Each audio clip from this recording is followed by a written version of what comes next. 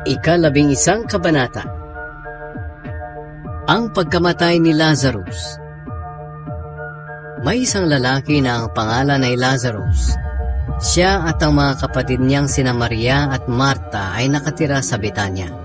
Si Maria ang nagbuhos ng pabango sa paa ng Panginoon at pagkatapos ay pinunasan niya ng kanyang buhok. Nagkasakit si Lazarus, kaya nagpasabi ang magkapatid na babae kay Jesus na may sakit ang minamahal niyang kaibigan. Nang mabalitaan ito ni Jesus, sinabi niya, "Ang sakit na ito'y hindi tungo sa kamatayan. Nagkasakit siya upang maparangalan ang Diyos, at sa pamamagitan nito'y maparangalan din ang anak ng Diyos." Mahal ni Jesus ang magkakapatid na Marta, Maria at Lazarus. Pero nang mabalitaan niyang may sakit si Lazarus, nanatili pa siya ng 2 araw sa kinaroroonan niya. Pagkalipas ng 2 araw, sinabi niya sa mga tagasunod niya, "Bumalik na tayo sa Judea." Sumagot sila, "Guro, kamakailan lang ay tinangka kayong batuhin ng mga Hudyo. Bakit pa kayo babalik doon?" Sumagot si Jesus, "Hindi ba't may 12 oras sa maghapon?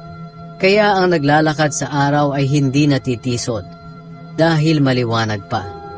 Ngunit ang naglalakad sa gabi ay natitisod, dahil wala na sa kanya ang liwanag." Pagkatapos sinabi pa ni Jesus, "Ang kaibigan nating si Lazarus ay natutulog. Pupunta ako roon upang gisingin siya." Sinabi ng mga tagasunod niya, "Panginoon, kung natutulog siya, gagaling pa siya." Ang akala nila'y natutulog lang si Lazarus, pero ang ibig sabihin ni Jesus ay patay na ito. Kaya tinapat sila ni Jesus. Patay na si Lazarus, ngunit nagpapasalamat ako na wala ako roon, dahil ang gagawin kong himala sa kanya ay para sa kabutihan ninyo, upang lalo pa kayong sumampalataya sa akin. Tayo na, puntahan natin siya." Si Tomas na tinatawag na Kambal ay nagsabi sa mga kapwa niya tagasunod, "Sumama tayo sa kanya, kahit mamatay tayong kasama niya." Binuhay ni Jesus ang patay. Nang dumating si Jesus sa Betania, nalaman niyang 4 na araw nang nakalibing si Lazarus. May 3 kilometro lang ang layo ng Betania sa Jerusalem. Kaya maraming Hudyo galing sa Jerusalem ang dumalaw kina Marta at Maria upang makiramay sa pagkamatay ng kanilang kapatid. Nang marinig ni Marta na dumarating na si Jesus, sinalubong niya ito. Pero si Maria ay naiwan sa bahay. Sinabi ni Marta kay Jesus, "Panginoon, kung nandito kayo ay hindi sana namatay ang kapatid ko. Ngunit kahit ngayon, alam kong ibibigay sa inyo ng Diyos ang anumang hilingin niyo sa Kanya." Sinabi ni Jesus sa kanya, "Muling mabubuhay ang kapatid mo." Sumagot si Marta, "Alam ko pong mabubuhay siyang muli sa huling araw, kapag bubuhayin na ang mga namatay." Sinabi ni Jesus sa kanya, "Ako ang bumubuhay sa mga namatay, at ako rin ang nagbibigay ng buhay. Ang sumasampalataya sa akin kahit mamatay ay muling mabubuhay. Ang sinumang nabubuhay at sumasampalataya sa akin ay hindi mamamatay kailanman.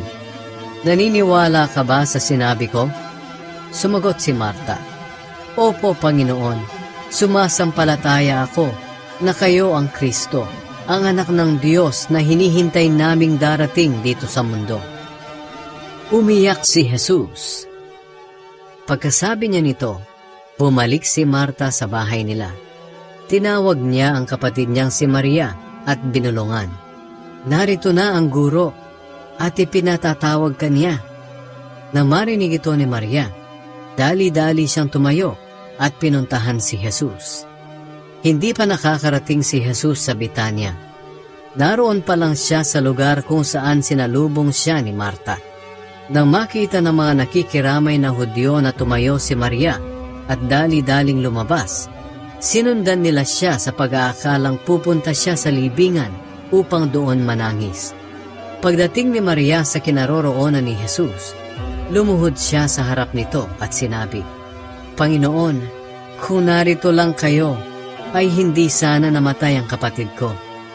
Nabagbag ang puso ni Jesus at naawa siya nang makita niyang umiiyak si Maria, pati na ang mga kasama nitong mga Hudyo. Tinanong niya sila, "Saan ninyo siya inilibing?" Sumagot sila, "Panginoon, hali kayo at tingnan ninyo." Umiyak si Jesus. Kaya sinabi ng mga Hudyo, "Tingnan ninyo kung gaano niya kamahal si Lazarus." Pero sinabi naman ng iba, "Hindi ba't pinagaling niya ang lalaking bulag? Bakit hindi niya nailigtas sa kamatayan si Lazarus?"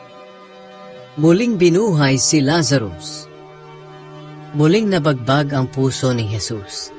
Kaya pumunta siya sa pinaglibingan kay Lazarus.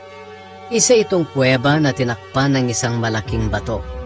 Pagdating nila roon, sinabi ni Jesus, "Alisin ninyo ang bato." Sumagot si Marta na kapatid ng namatay, "Panginoon, tiyak na nangangamoy na ngayon ang bangkay. 4 na araw na siyang nakalibing." Sinabi ni Jesus sa kanya, "Hindi ba't sinabi ko sa iyo na kung sasampalataya ka ay makikita mo ang kapangyarihan ng Diyos?" Kaya inalis nila ang bato. Tumingala si Jesus sa langit at sinabi, "Ama, nagpapasalamat ako sa iyo dahil dininig mo ako. Alam kong lagi mo akong dinidinig at sinasabi ko ito para sa kapakanan ng mga nasa paligid ko, upang maniwala silang ikaw ang nagsugo sa akin." Pagkasabi niya nito, sumigaw siya, "Lazarus, lumabas ka!" At lumabas nga ang namatay na si Lazarus na nababalot pa ng tela ang mga kamay at paa, at may takip na tela ang mukha. Sinabi ni Jesus sa kanila, "Kalagan niyo siya at palakarin." Ang plano ng mga pinuno laban kay Jesus. Marami sa mga Hudyong dumalaw kina Maria ang sumampalataya nang makita nila ang ginawa ni Jesus. Pero ang iba sa kanila ay pumunta sa mga Pariseyo at ibinalita ang ginawa ni Jesus. Kaya ipinatawag ng mga namamahalang pari at ng mga Pariseyo ang lahat ng miyembro ng korte ng mga Hudyo. At nang nagkatipon na sila, sinabi nila, "Ano ang gagawin natin? Maraming himala ang ginagawa ng taong ito.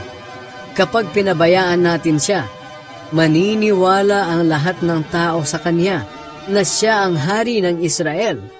Kapag nangyari iyan, lulusubin tayo ng mga hukbong Romano at wawasakin nila ang templo at ang ating bansa."